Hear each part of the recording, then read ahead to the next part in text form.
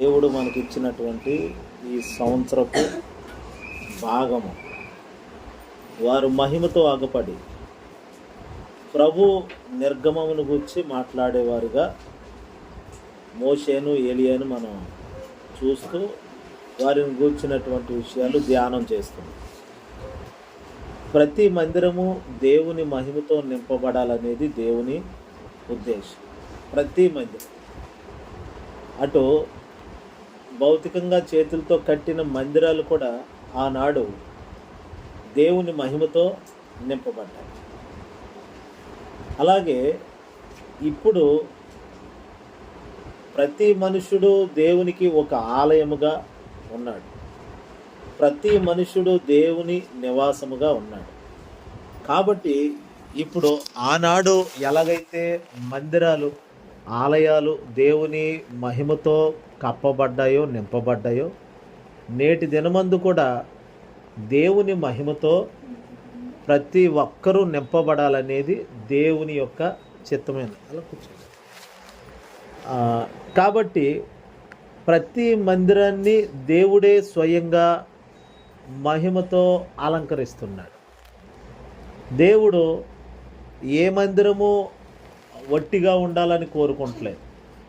దాని కొరకు చాలా ఒక మందిరాన్ని కట్టడానికి పూర్వం ఎలా అయితే మన పితరులు ప్రయాసపడ్డారో అలాగే ఈ రోజుల్లో కూడా ఈ కడవరి దినాల్లో ప్రతి మనుషుడు దేవునికి ఒక మందిరంగా ఉండటం కొరకు దేవుడు ఎంతో శ్రద్ధ తీసుకుంటున్నాడో దాని కొరకు ఎంతో ఇన్వెస్ట్మెంట్ చేస్తున్నాడు. చాలా పెట్టుబడి ప్రభు పెట్టాడు.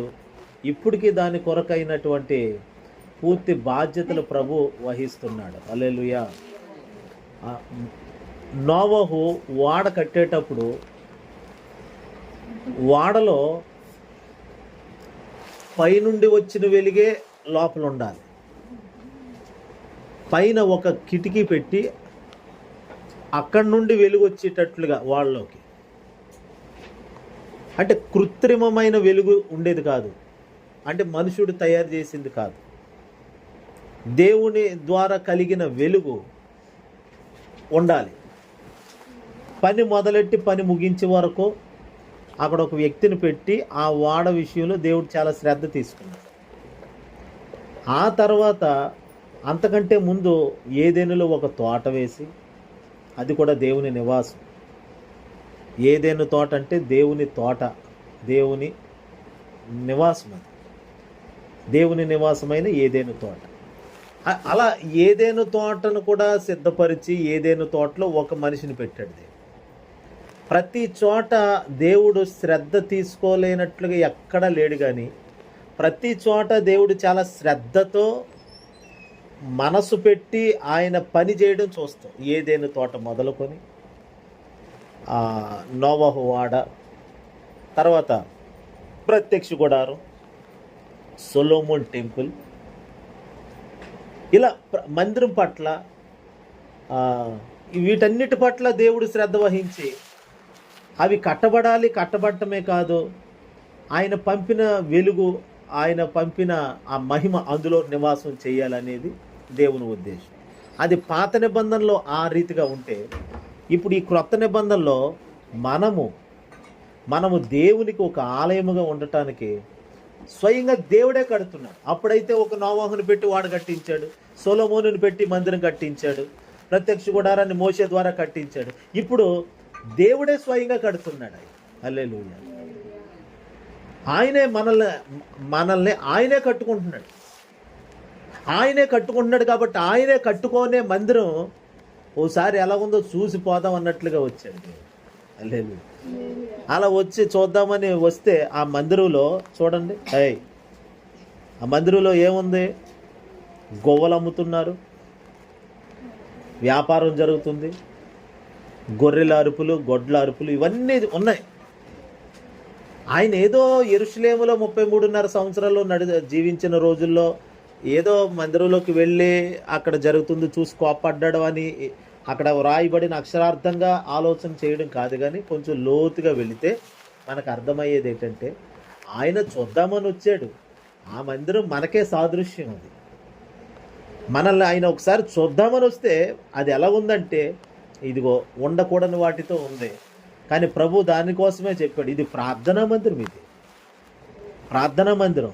మహిమ వచ్చే స్థలం ఎప్పుడు ప్రార్థనా మందిరంగా ఉండాలి. అందుకని ఈ 21 రోజులు మనల్ని మనం ఎలా సిద్ధపరచుకోవాలి అని అంటే, ఈ సంవత్సరం అంతటికీ తగిన రీతిలో ప్రార్థనతో ఇప్పుడే మనం అధికమైన రీతిలో ఎక్కువ ప్రార్థనతో సిద్ధపరచుకుంటే రేపు మహిమను చూస్తాం. అది ప్రార్థన ఉంటే మహిమ ఉంటుంది. ఇది ప్రార్థనా మందిరం. ప్రార్థన మందిరంలో ప్రార్థన లేదు కాబట్టి ఇక్కడ ఏవో వచ్చి చేరిపోయినాయి. ప్రార్థన లేని చోట మనం పిలవని పేరంటానికి వచ్చేవి ఎన్నెన్నో ఉంటాయి. అలాగే ప్రార్థన లేని చోట అవన్నీ ఉంటాయి. ప్రతి నీచ కార్యము, హేయమైన కార్యాలు, అసహ్యమైనవి, తుచ్చమైనవి, నాశనకరమైనవి ఇవన్నీ వచ్చి చేరతాయి. కారణం ఏంటంటే ప్రార్థన లేదు. ప్రార్థన పరిస్థితులు మారుస్తుందని, ప్రార్థన ఏదైతే అక్కడ ఉండాలో దానినే తీసుకొచ్చి పెడుతుందని ఎన్నో సంగతులు మనం విన్నాం. ఆ ప్రార్థనే అక్కడ కరువైపోయింది. మందిరం అయితే ఉంది, జనం అయితే ఉన్నారు, వ్యాపారం జరుగుతుంది, మనుషులు మాట్లాడుకుంటున్నారు, కానీ దేవునితో మాట్లాడే వాళ్ళు అక్కడ లేరు. దేవునితో మాట్లాడే వాళ్ళు అక్కడ లేరు. ప్రతి ఇంట్లో దేవునితో మాట్లాడే వాళ్ళు ఉండాలండి.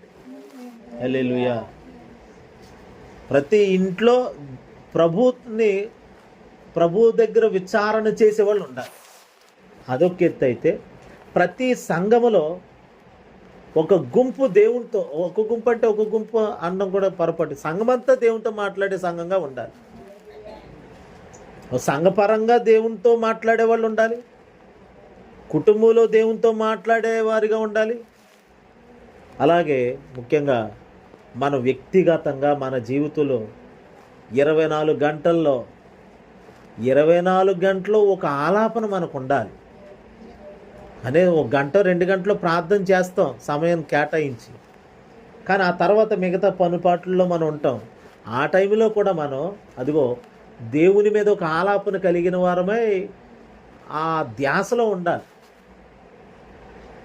అలాగనుకుంటే మన మీద ఆయన ఎప్పుడు, అందుకని ఎల్లప్పుడూ ఈ స్థలమందు చేయబడు ప్రతి ప్రార్థన మీద ఎల్లప్పుడూ నా కనుదృష్టి నేను నిలుపుతాను అని చెప్పాను.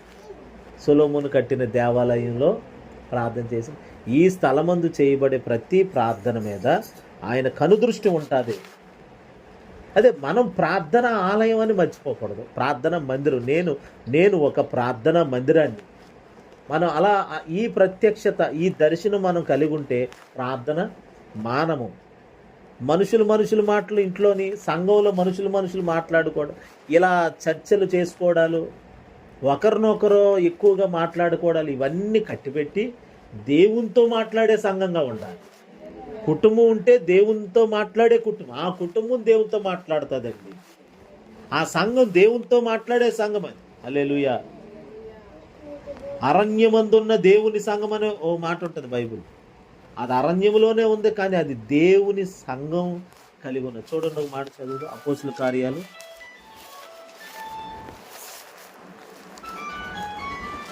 7 దేవునికి స్తోత్రం.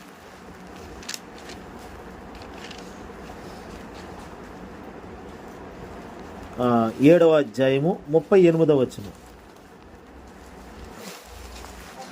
అపోస్తుల కార్యాలు 7వ అధ్యాయము 38 చూడండి.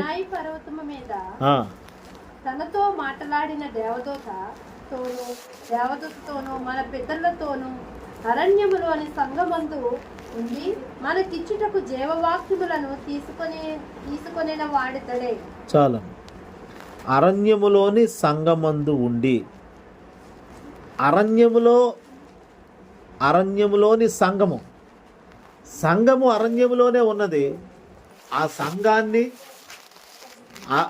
ఆ దేవుణ్ణి ఎల్లప్పుడూ ఐక్యపరచటానికి, మధ్యవర్తిత్వం చేయటానికి అదిగో ఒక వ్యక్తి, అతడే మోషే.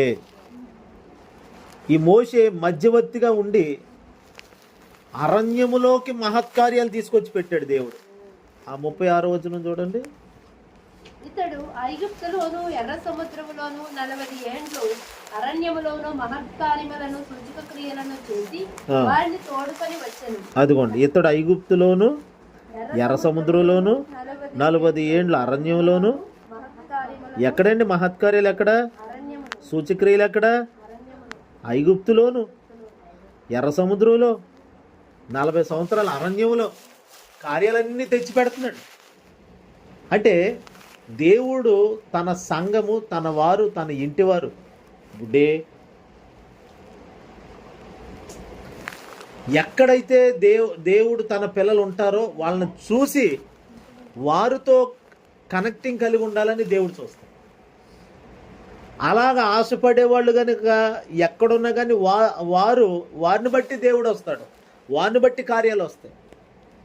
మనం ఎక్కడున్నాం, పరిస్థితి ఏంటి, స్థలం ఏంటి అని కాదు, ఏ స్థితిలో ఉన్నా కానీ దేవుని కార్యాలను తేగలిగే వారిగా, దేవుని కార్యాలను తెచ్చిపెట్టి ప్రజలను తృప్తిపరిచేవారిగా. నీరు లేదు అరణ్యంలో, బండలో నీళ్లు ఉబికి ప్రజలందరూ దాహం తీర్చుకునేలాగా అక్కడ ఒక నీటి ఓటను పుట్టించగలిగాడు మోషే. అది దేవుడే. మోషేకి ఆ సామర్థ్యం ఇచ్చింది దేవుడే. అంటే అరణ్యంలో కూడా ఇలాంటి కార్యాలు అంటే మరి కార్యాలు ఎందుకు జరుగుతున్నాయి? దేవునితో మాట్లాడేవాడు అక్కడ ఒకడు ఉన్నాడు కదా. హల్లెలూయా. అరణ్యంలో ఉండండి, ఎడారిలో ఉండండి, అడవిలో ఉండండి, మనం ఎక్కడైతే ఉండేవాడిని, కానీ దేవునితో మాట్లాడేవారిగా మనం ఉండాలి. నా మందిరము ప్రార్థనా మందిరము, ప్రార్థనా మందిరం, నా మందిరం, అది నాతో మాట్లాడే బిడ్డ, ఈ విశ్వాసి నా విశ్వాసి అని ఎప్పుడు ఆయన సంతోషంగా చెప్తాడంటే ఆయనతో మాట్లాడేటప్పుడు. ఆయనతో నేను మీకు తెలుసు కదండి అన్నాం అనుకోండి, ఉదాహరణకి నువ్వెప్పుడు తెలుసు బాబు, నిన్ను ఎప్పుడు చూడలేదు అన్నాడు అనుకోండి, ఇంకేముంటుంది అక్కడ? సార్ మీరు నాకు తెలిసండి అంటే, నిన్నటి రాత్రి జరిగిన సందర్భం,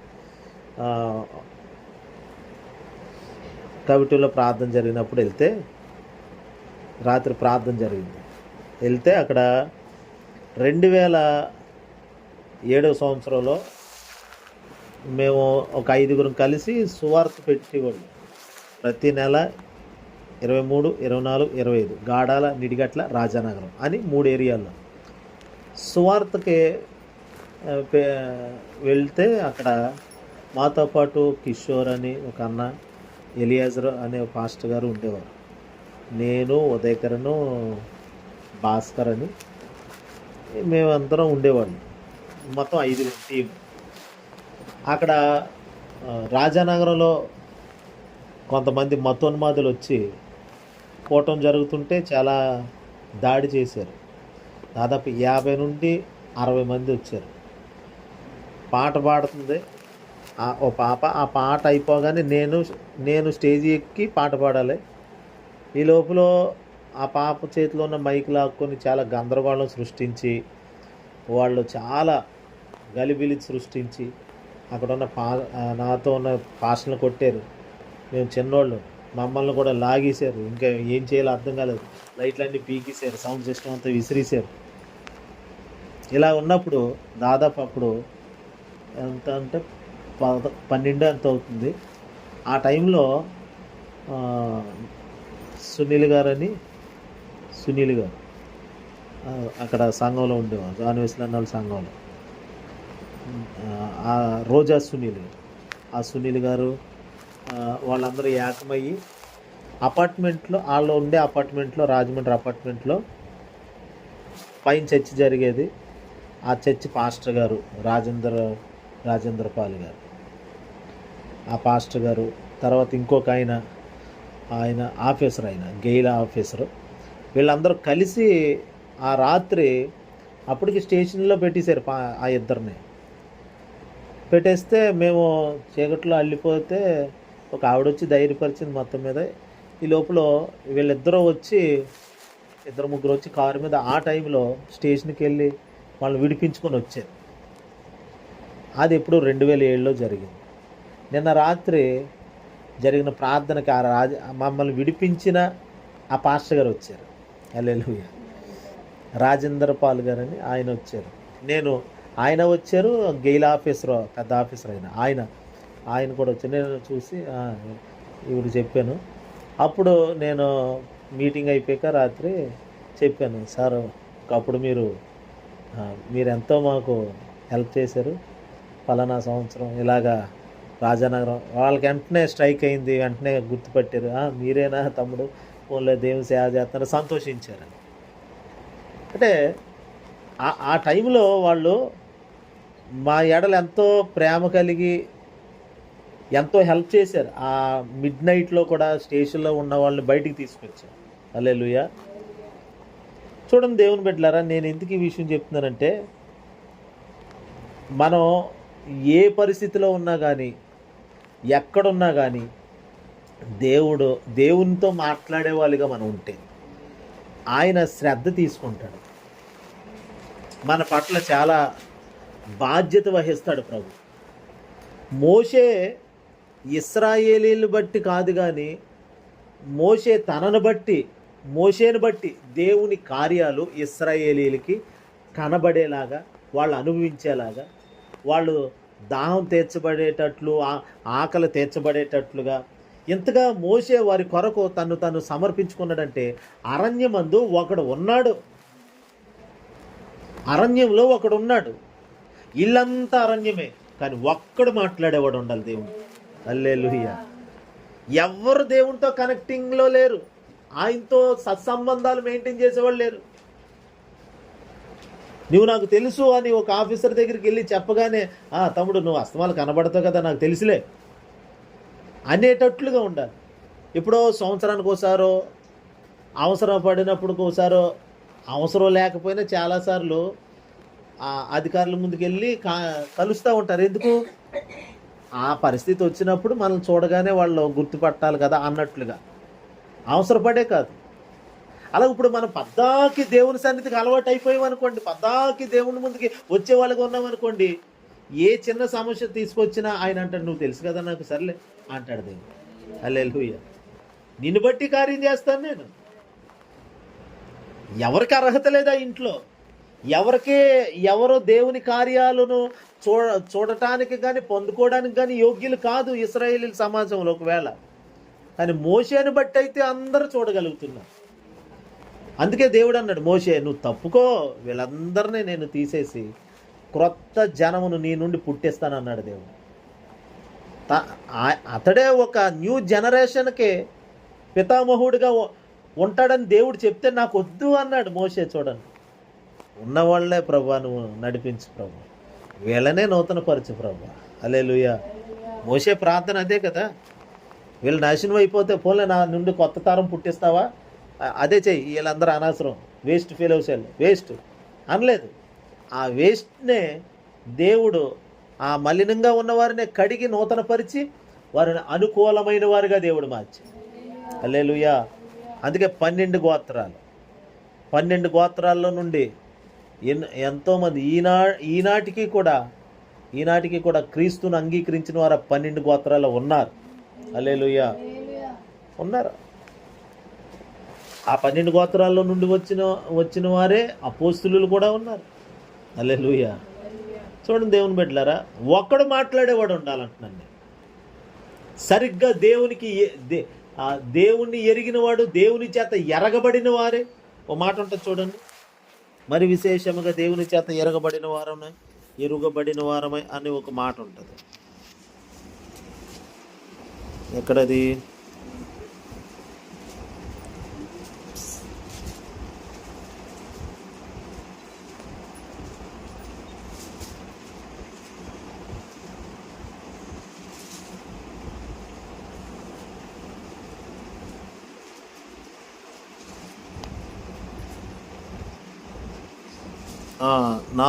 గలతీ పత్రిక 4వ అధ్యాయము 9వ వచనం చూడండి.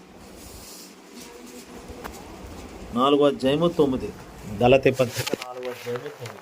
ఇప్పుడు మీరు దేవునిని ఎరిగిన వారును మరీ విశేషముగా దేవుని చేత ఎరుగబడిన వారునే ఉన్నారు గనుక బలహీనమైనవియు నిష్ప్రయోజనమైనవినైనా మూల పాఠమును తట్టు మరలా తిరుగునే. చూడండి అక్కడ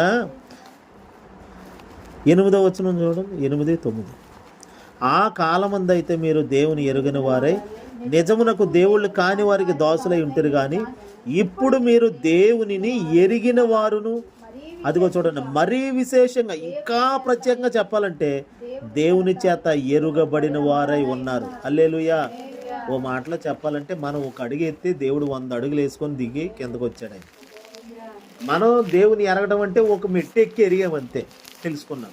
కానీ ఆయన ఇంకెంత దగ్గరికి వచ్చాడో తెలుసా? 100 అడుగులు, ఇంకా అంతకంటే ఆయన ఇంకా దిగి దిగి దిగి మన వరకు వచ్చేసాడు. ఆయన మనకి ఇంకా అర్థమయ్యేటట్లుగా, మనకి ఇంకా లోతును తెలియచేసేటట్లుగా. అందుకనే ఆయన ఆత్మ మనల్ని సర్వసత్యంలోనికి నడిపించడానికి పంపబడ్డాడు. సర్వసత్యంలోనికి, హల్లెలూయా, సర్వసత్యంలోకి నడిపించబడటానికి పంపబడ్డాడు పరిశుద్ధ. ఇప్పుడు మనం దేవుని ఎరిగేమని కాదు, ఆయనే మనల్ని ఎరిగి ఉన్నాడు. అంటే ఒకరిని ఒకరు ఎరిగి ఉండి ఒకరిని ఒకరు గుర్తుపట్టేటట్లుగా, తెలుసుకునేటట్లుగా, దేవుడు నాకు తెలుసు, నేను దేవునికి తెలుసు, ఈ రీతిగా ఉన్నప్పుడు అది అరణ్యమైనా కానీ ఆ అరణ్యములో అందరినీ తృప్తిపరిచే ఒక వ్యక్తిగా మనల్ని దేవుడు నిలబెడతాడు. హల్లెలూయా. మరి మిగతా వాళ్ళు ఎలాగున్నా పర్లేదండి, అలా కాదు. ఈ ఒకడు వాళ్ళను కూడా, మిగతా వారిని కూడా దేవునికి కనెక్ట్ చేయడం అన్నమాట, దేవునికి సమీపంగా తీసుకురావటం. మోషే కోసం ఒక అద్భుతమైన మాట ఉంటుంది. నిర్గమకాండంలో ఒక మాట చదువుదాం. పరిశుద్ధాత్మ గుర్తు చేస్తున్నాడు అన్నమాట. శకరబలక మలబరక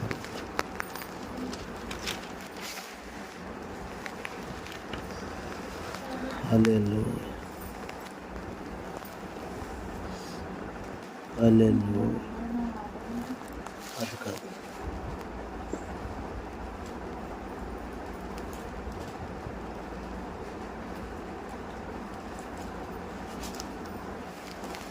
వాళ్ళందరినీ మోషే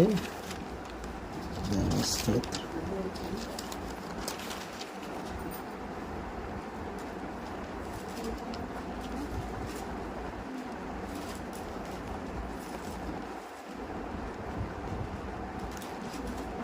నిర్గమకాండము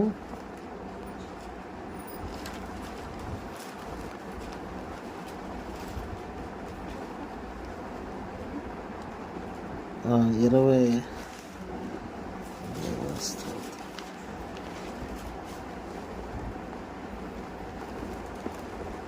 చాలా శ్రేష్టమైన మాట అది.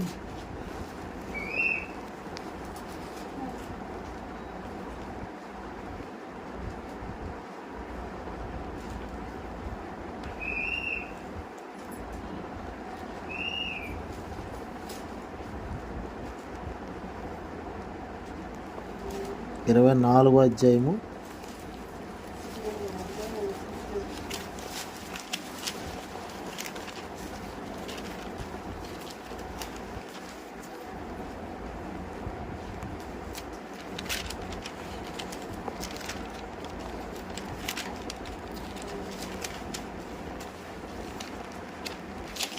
1 ఏముంటుందంటే, దేవా స్తోత్రం,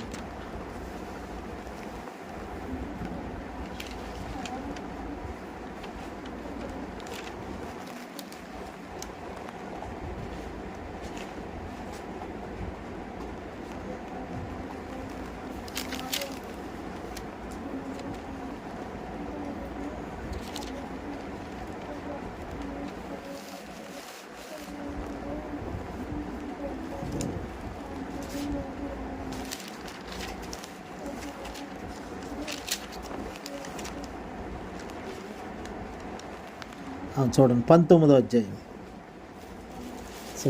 నిర్గమకాండం 19వ అధ్యాయం 17వ వచనం.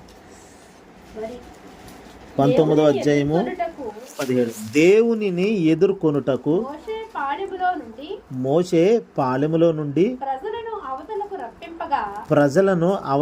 రప్పింపగా వారు పర్వతమున నిలిచిరి. యెహోవా అగ్నితో సీనాయి పర్వతం మీదకి దిగి వచ్చినందున అదంతయు ధూమమయమై. ఇక్కడ గమనించాల్సిన మాట ఏంటంటే, దేవునిని ఎదుర్కొనుటకు మోషే పాలెంలో నుండి ప్రజలను అవతలకు రప్పించాడంట. అది అసలు ఇశ్రాయేలీలు దేవుణ్ణి ఎదుర్కోగలిగే సామర్థ్యం కానీ ఆయన్ని కలుసుకునే అనుభవం కానీ లేదు. కానీ మోషే చేసిన పని ఏంటంటే దేవుణ్ణే కలుసుకునేలాగా, ఎదుర్కొనేలాగా ఒక మోషే ఉపయోగపడ్డాడు. అర్హత లేని వారందరి పక్షంగా నిలబడి దేవుని ఎదుర్కొనేటట్లుగా, అదే అంటున్నాను, అరణ్యమందున్న సంఘం అది. ఆ సంఘములో దేవుడు పెట్టిన ఒక వ్యక్తి, ఆ ఒక వ్యక్తి పాత నిబంధనలో ఏదైనా తోటలో ఒకడు అంటే ఆదాము గారు, తర్వాత ప్రత్యక్ష గుడారం దగ్గర మోషే అహరోన్లు, సొలొమోను కట్టిన టెంపుల్ దగ్గర అక్కడ దావీదు సొలొమోను అంటే తండ్రి కొడుకులు సమకూర్చి కట్టారు. ఇలా ప్రతి చోట వారి వారి విధులు నిర్వర్తించారు. అలా విధులు నిర్వర్తించడమే కాదు, దేవుని మహిమ వచ్చేలాగా ఇక్కడున్న ప్రజలు దేవుణ్ణి కలుసుకునే విధంగా కొంత మట్టుకు వారు ప్రయాసపడ్డారు. ఇప్పుడు నేను ఒక మాట చెప్తాను, అన్యజనులు నీ యొద్దకు వచ్చేదరు అని, తర్వాత నా మందిరం సమస్తమైన అన్యజనులకు ప్రార్థనా మందిరం అనబడునని, మనల్ని ప్రార్థనా మందిరం అనబడ్డామని ప్రభు చెప్పాడు. మనమే ప్రార్థనా మందిరం అని చెప్పాడు. అయితే ఈ మందిరం దగ్గరికి ఎవరు రావాలంట? అన్యజనులు రావాలి. ఎందుకంటే ఈ మందిరం మహిమతో వెలిగిపోతుంటే అన్యజనులు చూసి, ఆహా, ఇది దేవుని మందిరం. ఇప్పుడు దేవుని రక్తం చేత కడగబడిన ప్రతి విశ్వాసి ఒక్కొక్క మహిమ కలిగిన మందిరంగా మారితే అన్యజనులు మార్చబడతారు. లోకాన్ని ప్రభు వైపు తిప్పి ప్రభావితం చేయగలిగేది ఏదైనా ఉందంటే అది నీవు నేను. లోకము అన్ని మర్చిపోయి దేవుని చేత మైమరిచిపడేటట్లుగా దేవునిలోకి వచ్చేసే విధంగా ప్రభు జీవాన్ని లోక ప్రజలు అనుభవించటానికి ఒక మధ్యవర్తిగా ప్రతి మందిరం అనగా మనం ఉండాలని ప్రభు చూస్తాం. హల్లెలూయా. అది తాత్కాలికంగా అలా మహిమ వచ్చి అలా వెళ్ళిపోయింది. కానీ ఇప్పుడు వచ్చి వెళ్ళిపోయే మహిమ కాదు, ఉండిపోయే మహిమ. వచ్చి వెళ్ళిపోయిన మహిమకే అంత సామర్థ్యం ఉంటే ఉండిపోయే మహిమ ఇంకెంత ఉంటుందో చూడండి. ఉండిపోయే మహిమ కదా. ఈ ఉండిపోయే మహిమ ఇంకా అది అంతకంతకు పెరుగుతుంటే ఈ ప్రార్థన మూలంగా మహిమ ఇంకా అధికమై ఉంటే హల్లెలూయా గొప్ప సేవ చేసేస్తారు మీరు వేసిన. హల్లెలూయా. విశ్వాసం ఉన్న చోట మందిరం కట్టబడిపోతుంది. ఇలాంటి ప్రత్యక్షత గట్టిగా పట్టుకుంటే ఆ వ్యక్తి ఉన్న చోట మందిరం కట్టబడుతుంది. రక్షణ కార్యాలు జరుగుతాయి.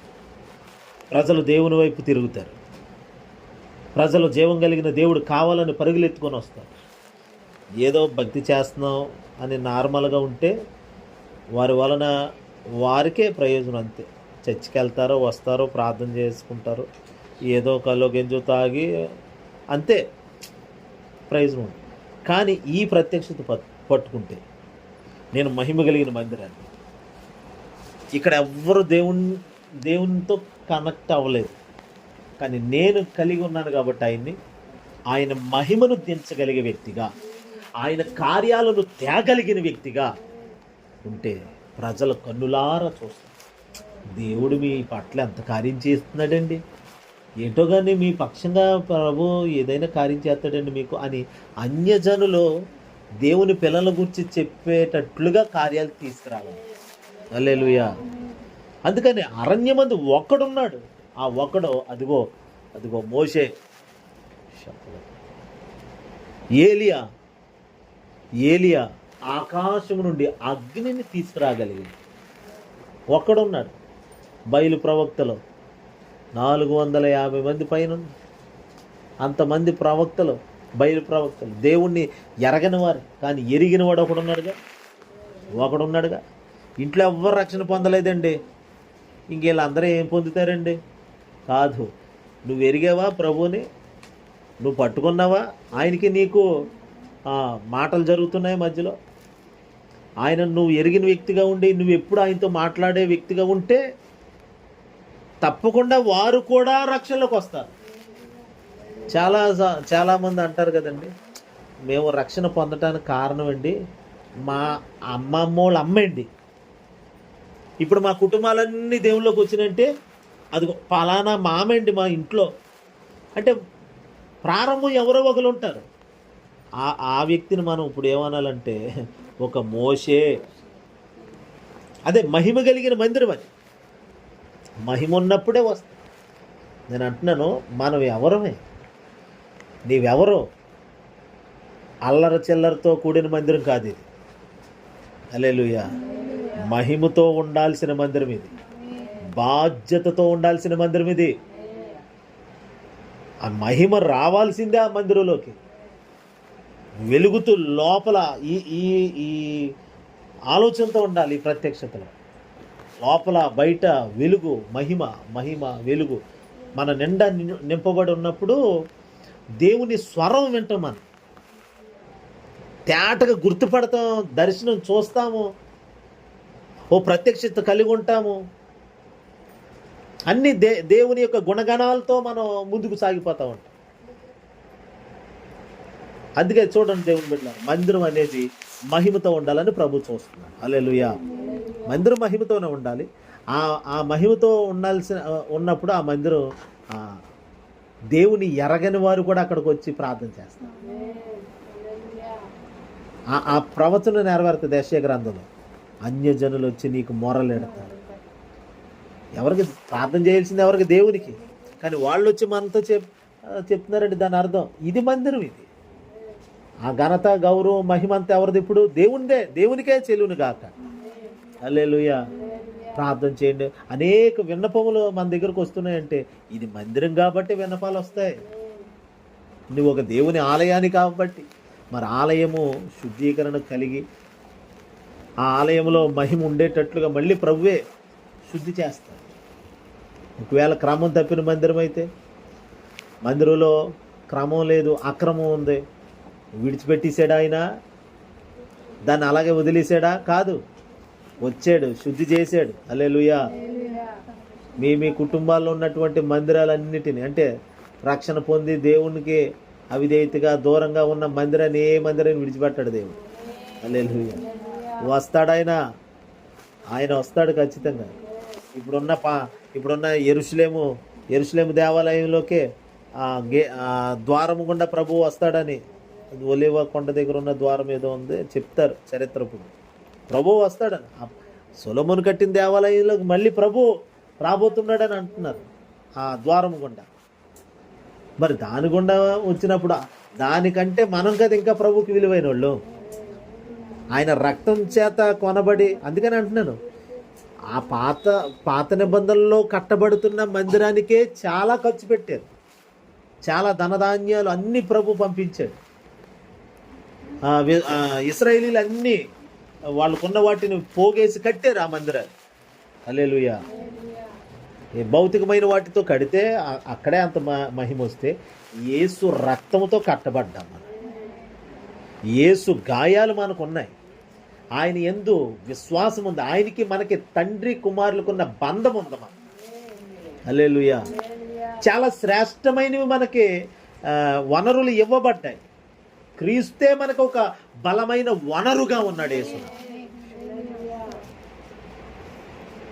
ఆ మొక్క ఎదగటానికి దానికి బలమైన ఎరువు వేసామండి, అందుకే బాగా ఎదిగేస్తుందండి. మంచి మందు దొరికిందండి మార్కెట్లో, ఆ మందు తెచ్చి వేసాం కాబట్టి ఇప్పుడు ఆ మొక్క పంట బాగా పండేస్తుందండి. మరి ఇదిగో మనం ఎదగటానికి, మనం నిలబడటానికి, ఆయన మహిమను మనలో నుండి బయటికి లోకానికి చూపించడానికి ఆయన ఏ మందు వేసాడు? ఆయన రక్తమే మనకు మందుగా వేసాడు. హల్లెలూయా. అంత శ్రేష్టమైన ప్రభు మన మీద ఖర్చు పెట్టాడు దేవుడు అంటున్నాను నేను. హల్లెలూయా. అంత ప్రయాస మన మీద పెట్టాడు దేవుడు. పెట్టి మనల్ని మహిమగా దినదినము అలా ఉండాలని ఆయన కడుతున్నాడు ఇప్పుడు మనల్ని. హల్లెలూయా. ఆయన ఇలా కడుతున్నాడు కాబట్టి దేవుని బిడ్డలారా, కట్టబడుటకే మనం చూడాలి. అలా కట్టబడేటప్పుడు కొన్ని అనుకోని రీతిలో మనం తెరవకూడని వాటికి ద్వారాలు తెరిస్తే కొన్ని వచ్చేస్తాయి లోపల.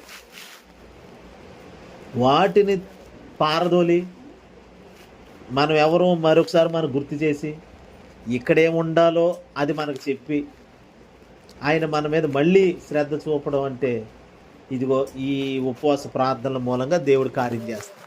హల్లెలూయా. నువ్వు దేవుని ఆలయానివి, మందిరానివి. మహిమ ఉండాలి ఇక్కడ. అంటే మహిమ ఉండాలంటే ప్రార్థన ఉండాలి. ప్రార్థన ఉంటే మహిమ ఉంటుంది. ప్రార్థన అంటే 3 చెప్పండి ఏంటవి? మందిరంలో ఎప్పుడు స్తుతి ఉంటుంది, వాక్యానుసారమైన ప్రార్థన ఉంటుంది, పరిశుద్ధాత్మ నడిపింపు. ఈ 3 అనుభవాలు ఉన్నదే దేవుని ప్రార్థన మందిరం. ఇప్పుడు ఇలాంటి ప్రార్థన ఉన్న చోట మహిమ దిగి వస్తుంది. హల్లెలూయా. అలా మహిమ దిగి వచ్చినప్పుడు దైవ కార్యాలు పుష్కలంగా జరుగుతాయి. ప్రజల మహిమను చూస్తారు. ప్రజలకు ఏం కావాలో తెలుసండి. చీకటి కాదు, అంధకారం కాదు, వెలుగు కావాలి, వెలిగిచ్చేవాడు కావాలి, వెలుగును చూపించేవాడు కావాలి. చీకట్లో తడువులాడుతున్నారు ప్రజలు. అలాంటి వారికి వెలుగుని, ఇదిగో వెలుగు అని ఒక లైట్ ఆన్ చేసేవాడు కావాలి. ఇప్పుడు ఆ లైట్ నీవే చేస్తున్నాము, ఆ మహిమ నీవే చేస్తున్నాము. తడువులాడుతున్న ప్రజలు ఎంతోమంది ఉన్నారండి ఈ పట్టణం నిండా. అలాంటి వాళ్ళు ఉన్నారు.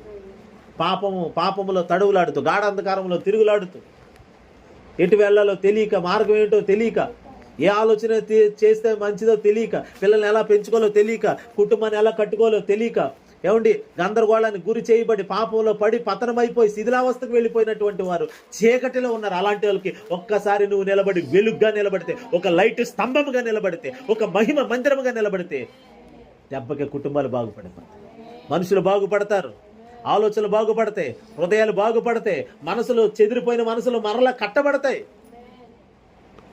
ఈ బాధ్యత ఎవరు తీసుకుంటారు? ఒక మహిమ కలిగిన మందిరమే ఈ బాధ్యత వహించాలి. లోకానికి దేవుడిచ్చిన గొప్ప నిరీక్షణ ఏంటో తెలుసా? మందిరం, మహిమ కలిగిన మందిరం. ఏదో పెద్ద చర్చి కట్టి ప్రజలందరూ రండి, అది కాదు. దేవుడి చిత్తమైతే ప్రభు ఆ కార్యం చేస్తాడు. కానీ ఈ లోకానికి ఉన్న ఒకే ఒక నిరీక్షణ నీవే. లోకానికి నిరీక్షణ నీవే. నీవే లోకానికి నిరీక్షణగా మారాలని దేవుడు నిన్ను నిరీక్షణ ఆత్మతో నింపాడు. ప్రజలకు నిరీక్షణ లేదు. ప్రజలు అల్లాడిపోతున్నారు. వారు ఏ దారిలో వెళ్ళాలో తెలియదు. అలాగే వెళ్ళిపోతే నరకానికి వెళ్ళిపోతారు. ఆపి వారి దిశ తిప్పి వారిని ఒక ఉన్నత మార్గం వైపు, అదిగో నూతన ఋషుల వైపు నడిపించాల్సిన బాధ్యత మన మీదే ఉంది. హల్లెలూయా. ఎర్ర సముద్రం అడ్డొచ్చింది కదా అని చెప్పి మోషే అక్కడే వదిలేసి పారిపోలేదు. దేవుని యొద్ద నుండి ఒక మార్గాన్ని తెచ్చి చూపించాడు. ఎర్ర సముద్రంలో ఒక మార్గాన్ని చూపించాడు వారికి. మనం నిలవబడితే, నేను మహిమ కలిగిన మందిరాన్ని, నువ్వు మహిమతో నింపబడితే మార్గాలు సరళం చేయబడతాయి. మార్గం లేని చోట కూడా మార్గం దేవుడు చూపిస్తాడు. ఎందుకని? అక్కడ ఇశ్రాయేలీయులను బట్టి కాదు, మోషే మహిమ కలిగిన మందిరం ఉంది అక్కడ. అదే అంటున్నానండి, ఒకటే దేవునితో మాట్లాడేవాడు ఉంటే చాలు. అక్కడ మోషే దేవునితో మాట్లాడేవాడు అక్కడ ఉన్నాడు కాబట్టి మోషేని బట్టి దేవుడు ఎర్ర సముద్రంలో మార్గం, అదిగో మార్గం, అడుగే మార్గం కనబడుతుంది నీకు అని చెప్పి. అరణ్యములో మార్గం, ఎర్ర సముద్రంలో మార్గం. ఏమిటి మార్గాలు? దేవుడు నడిపిస్తున్న మార్గాలన్నీ ఎక్కడివి? అసలు త్రోవలేని ఎడారులలో ఎలా నడిపిస్తున్నావు మోషే అంటే, మహిమను మోసుకుంటూ నేను వెళ్ళటమే నాకు తెలుసు, మార్గం అంతా చూపించేది ఆయనే. దేవుని బిడ్డలారా, అరణ్యం అంటే ఎవ్వరు ఉండరు, నిరీక్షణ కరువు అయిపోతుంది, చీకటి మాత్రం కనబడుతుంది, చీకట్లో తడువులాడుకున్న పరిస్థితి. అలాంటి వారికి ఒక వెలుగుగా, మళ్ళీ అక్కడ చూడండి, అలాంటి పరిస్థితుల్లో ఒక పగల మేఘస్తంభము, రాత్రి అగ్ని స్తంభాన్ని కూడా ఆ మోషే తీసుకురాగలిగాడు దేవుని యొద్ద. శత్రుకేమో భయం, వెన్నులో వణుకు పుట్టించేటట్లుగాను ఇశ్రాయేలీయులు సావధానంగా, సంతోషంగా ఒక చల్లటి వాతావరణంలో ప్రయాణం చేశారు. చల్లటి వాతావరణం. ఒక మేఘం వచ్చేది, మేఘం కింద ఉండేవారు. విపరీతమైన ఎండలో ప్రయాణం చేయలేరని దేవుడు వారికి మేఘాన్ని పంపేవాడు, మేఘం కింద నడిచి వెళ్ళేవారంట. హల్లెలూయా. ఇన్ని కార్యాలు ఎలా జరుగుతున్నాయంటే మహిమను మోసేవాడు అక్కడ ఉన్నాడండి. అక్కడ మహిమ కలిగిన మందిరం ఒకటి ఉందండి. దేవునితో కనెక్టింగ్ కలిగిన బంధము కలిగిన వాడు ఒకడు ఉన్నాడండి. అతనే మోషే. అదే వారు మహిమతో ఆగపడి అలాగ మహిమను చివరికి కోల్పోయాడా? రూపాంతర కొండ మీద మహిమతో నిలబడుతున్నాడు. ఇప్పుడు మహిమతో కనబడుతున్నాడు. మనం ఒకరోజు మహిమలో ఉంటాం. అది మన నిరీక్షణే. అది దేవుని బిడ్డల. హల్లెలూయా. ఇశ్రాయేలీలందరినీ దేవుడిని ఎదుర్కొనేలా చేశాడు. అర్హత లేని వాళ్ళని అర్హులుగా మార్చాడు. పేరు తీసేస్తానంటే వద్దు, నా పేరన్నా తీసేయాలని మాత్రం తీసేకు. జీవగ్రంథంలో నుండి నా పేరన్నా తుడుపు పెట్టిగనాలు మాత్రం నువ్వేం చేయకు. అదే మహిమను మోసేవాడు భారం భరిస్తాడు. వాళ్ళ చేష్టలు సహిస్తాడు. మొన్న ఎప్పుడో చెప్పిన అర్థమా, సహనంతో చాలా విస్తారమైన సహనంతో ఎన్నో సాక్షి ఎక్కడో అది ఏ రోజు సహనంతో చాలా సహనంతో అతడు కార్యాలు చేయగలిగాడు. ఇంత ఓర్పు అంటే వ్యతిరేకతలు ఎన్నెన్ని వచ్చినా కానీ తట్టుకొని నిలబడి అట్లాగా మళ్ళీ నిలబడ్డాడంటే అతడు సాత్వికుడిగా. అంటే మహిమ కలిగిన మందిరంలో ఎప్పుడు ఈ అనుభవాలు ఉంటాయి. హల్లెలూయా. ఒకవేళ సాత్వికం, నిమ్మళత్వం, దేనత్వం మనలో లేదు అంటే దాని అర్థం మహిమను మనం కోల్పోతున్నాం అన్నారు. మహిమ ఉంటే ఇవన్నీ ఉంటాయి. కాబట్టి మనం ఎల్లప్పుడూ దేవుని మహిమ మందిరాన్ని, నేను మహిమ అంటే మళ్ళీ చెప్తున్నాను, యేసుతో నివసించడమే మహిమ. యేసు మనలో ఉండటమే మహిమ. మహిమ నిరీక్షణ. అదే మహిమ నిరీక్షణ. ప్రజలకు నిరీక్షణను పుట్టించేవారిగా మనం ఉండాలి. ఎండిపోయిన ఎడారిలో కూడా సెలయేర్లు తీసుకురాగలిగే వారిగా మనం ఉండాలని ప్రభు కోరుకుంటున్నాడు. కాబట్టి నా దేవుని ప్రియులారా, అరణ్యములో ఎవ్వరూ కూడా దేవుని ఎరగిన వారుగా ఉండొచ్చేమో కానీ ఒకడు ఎరిగిన వాడుగా ఉన్నాడు. ఆ ఒక్కడిని బట్టి కార్యాలు వచ్చినాయి. వాళ్ళందరూ దేవుని వైపు తిరిగి దేవుని చేత తృప్తిపరచబడ్డారు. మనము కూడా ఈ కడవరి దినాల్లో లోకమని ఈ అరణ్యములో ప్రజలు అనేకులు గొంతెండిపోయి, నీరు లేక గొంతెండిపోయినటువంటి వారిగా, ఆత్మ ఎండిపోయిన వారిగా ఉన్నారు. వారి ఆత్మలకి పుష్కలమైన జీవ జలమునివ్వగలిగిన, నిరీక్షణను పుట్టించగలిగిన, నిరీక్షణ అనే జీవజలం అది, దానిని మరలా ఇవ్వగలిగినటువంటి ఆ సామర్థ్యం దేవుడు మనకి ఇచ్చాడు. కాబట్టి మనం గట్టిగా నిలబడితే అనేకుల్ని ప్రభు వైపు తిప్పగలం, ప్రభావితం చేయగలం. ఆ దిశగా మనం నడిపించబడతాం. దేవుడి మాటలు మనం వినికిలో దీవించును గాక.